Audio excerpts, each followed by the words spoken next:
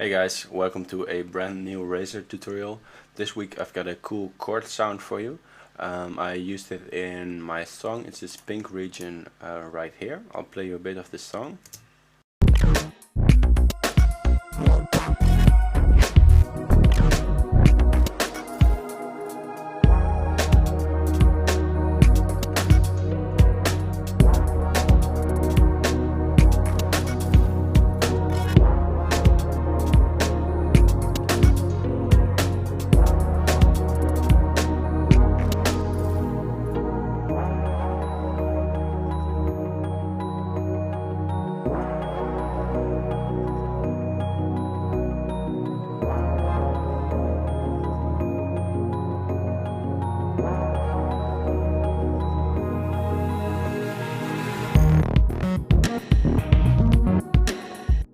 So that was the sound.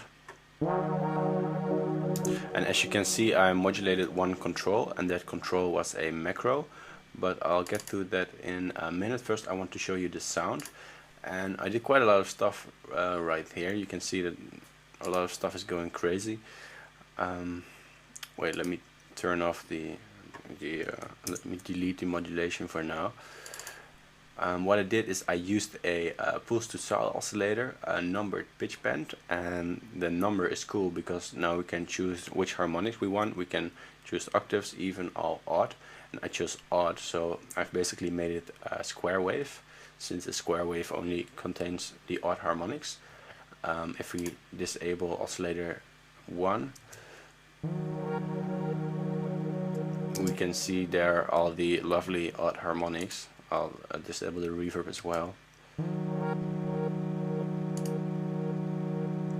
And I can choose octaves here. And even harmonics. All harmonics. And odd. Which I like. And then the pulse oscillator. So I chose those. And for the filter I chose a normal low pass. And for the filter 2 I chose a comb peak. And then we have the F grid effect, and after that of course we got our lovely sync to reverb. And I did a lot of modulation here, and the modulation is quite important. First I'll go over the LFOs, and LFO 1 is doing quite a big thing here, where it's controlling, it's to a very slow speed, and it's controlling the amps, but also I think the second filter, and that's what's giving it that movement that sort of sounds like it's sidechaining.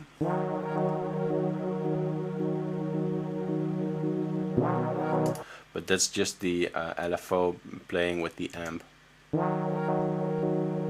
So without filter 2. So this first oscillator is going down, the wave is changing when it's going down, and the amp is going down, and then the second oscillator goes up there. So that LFO is synced and it's set to 4, and so that is a big part of the sound. I also raised the color a bit on both oscillators, making the sound more bright, and I've set the aftertouch to the pitch offset of the second oscillator. So that is all for the oscillators. And then if we take a look at the filters, on the low pass filter we have envelope 2 on the cutoff, and envelope 2 has a fairly slow attack and a even slower decay, and it's listening to the echo. And when it's listening to the echo, it's gonna repeat that modulation, and you can see that little gray bar there. It repeats because of the echo. If the echo is off for envelope 2, it only does that one time.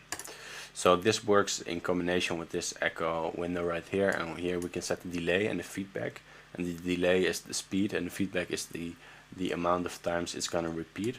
So if I play with that,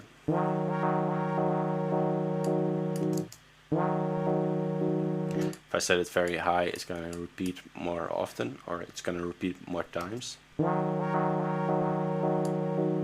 And if I mess with the delay, if I set the delay, I can set the delay faster or slower. And this is faster.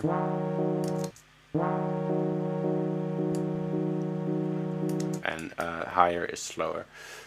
So that is for the first filter. We also have some aftertouch. It's not really important. I just did that to get a little bit more expression. And I used LFO1 on the slope very subtly. Then we get to filter 2. We also have LFO1 on the cutoff here and on the boost. And the boost is just the think of it as the resonance, because that's basically what it is. And I used a little bit of stretch, as you can see here. So then altogether,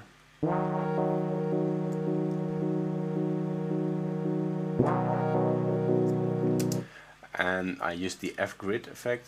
Or did I already? Yeah, I already told you that. But I have envelope 3 on there and the aftertouch. And for the LFO, we're gonna choose this wave, and that is important because if we choose a different wave, then it's not gonna rise up.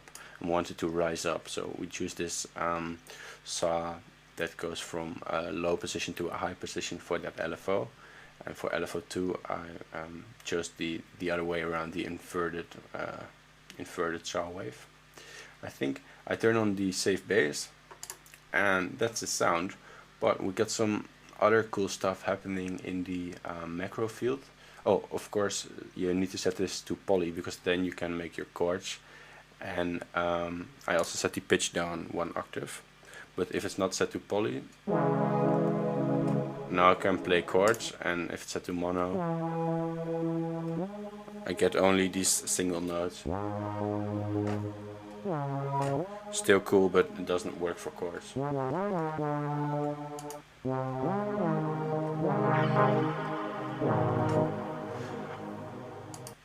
And then I use the macros, and the macros are pretty cool. The first one is on the just on oscillator 1, I think. The second one is just on the pitch offset. Then we have filter 1, and this one is quite cool. So it's on the cutoff, the boost, and the width. And then I have filter 2, and this one is on the cutoff and the boost and the phase. So you can get some pretty messed up sounds with that. And this one is on FX1 for the amount. And for the pitch, by the way. Then we have FX2, which is just controlling the reverb, dry wet, I think, and the smear parameter. And we have the mod 1, which is on that LFO speed, that very important LFO, so we can make the sound, we can let it sidechain, artificial sidechain, a bit faster.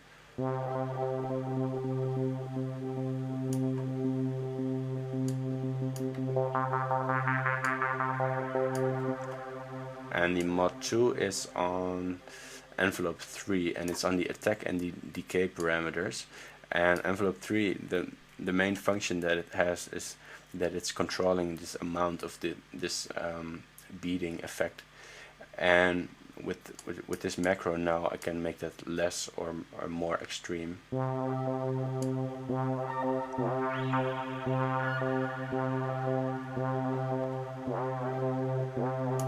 So if it's all the way down, it's quite extreme, and all the way up, it has less attack and less decay, so it's a little bit more subtle. It goes very fast, as you can see.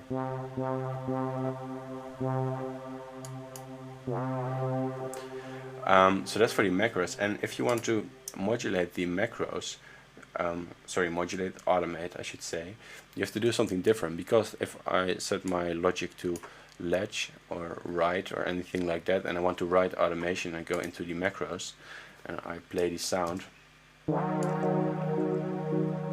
I can turn the macros all I want, but it's not gonna write my modulation.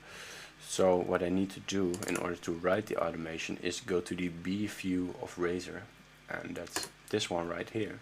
And here we can see our macros again, and these ones I can record in my automation. So let me try.